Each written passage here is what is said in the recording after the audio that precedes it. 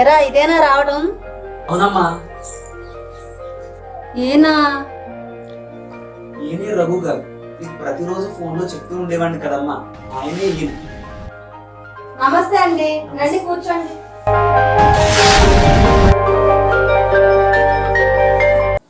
హైదరాబాద్ వెళ్ళి జాబ్ కోసం నేను నా ఇబ్బందులు పడుతున్న సమయంలో ఈయన పరిచయం అయ్యారమ్మా.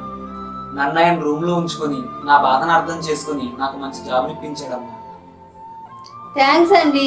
హైదరాబాద్ వద్దన్నా వెళ్ళాడు, ఏమవుతాడని చాలా భయపడ్డాను. మీ పుణ్యం అంటూ ఒక ప్రయోజకుడు అయ్యాడు. నాదేముందండి, అంతా టాలెంట్, కష్టంతో పైకొచ్చేది. అమ్మా మర్చిపోయాను, రఘు గారికి మన ఊరే ట్రాన్స్ఫర్ అయిందమ్మా. మన ఇంట్లోనే ఉండి జాబ్కు వెళ్ళమంటుంటే వినడం లేదమ్మా.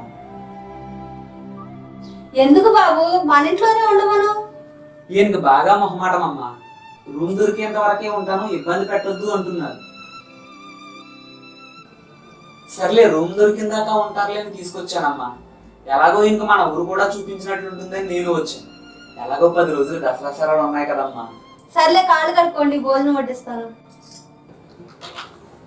మీ ఇద్దరు అక్క తమ్ముళ్ళలో ఉన్నారండి, తల్లి కొడుకుల్లో లేరు.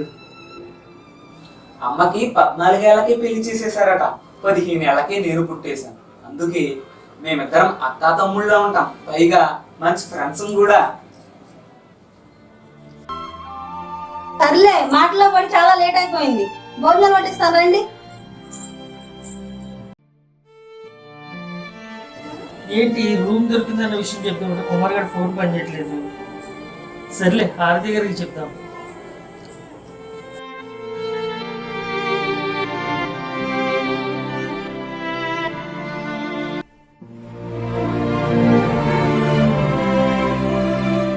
అది తర్వాత మాట్లాడతారులేండి.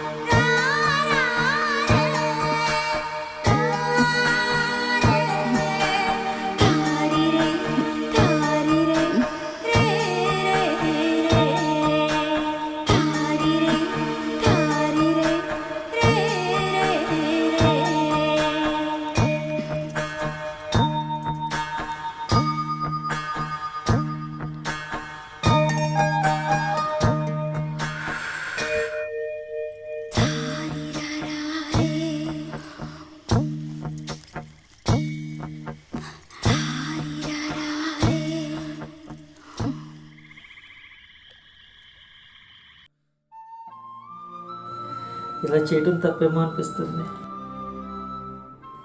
ఇలా జరగడం తప్పే కాదని నాకు అనిపిస్తుంది. కుమారి తెలిస్తే ఏమనుకుంటాడు? ఖచ్చితంగా మన ఇద్దరిని ఛేదించుకుంటాడు.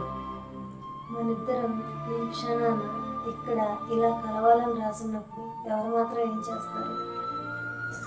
నాకేదో భయంగా ఉంది. మీరు భయపడి ఇక్కడికి రావడం, వాడితో మాట్లాడడం మానేకండి. ఏం జరుగుతుందో అదే జరుగుతుంది, సరేనా? అలాగే. సరే నీళ్లు పెడతాను, స్నానం చేసి వెళ్ళారు. అమ్మా నేను చెల్లెలింటికి వెళ్ళి వస్తాను. చెల్లిని బావని పిల్లల్ని చూసి చాలా కాలం అయింది కదమ్మా. అన్నట్టు రఘు వస్తారు, ఆయన వచ్చిన తర్వాత భోజనం అది కొంచెం జాగ్రత్తగా చూడమ్మా. నువ్వు అంతలా చెప్పాలంట్రా, నేను చూస్తానులే. సరే నేను వెళ్ళొస్తానమ్మా. జాగ్రత్తరా. రఘు ఎక్కడున్నావు?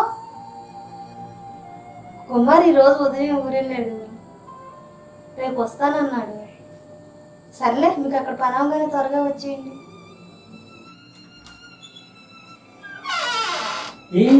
ఏంటి డ్రెస్?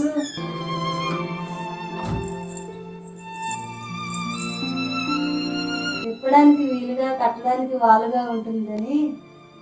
నీకు ఈ డ్రెస్ అంటే చాలా ఇష్టం కదా, మనిద్దరం మొదటిసారి కలవడానికి కారణం ఈ డ్రెస్సే కదా. సరే కూర్చోండి, స్నానం చేసేస్తాను.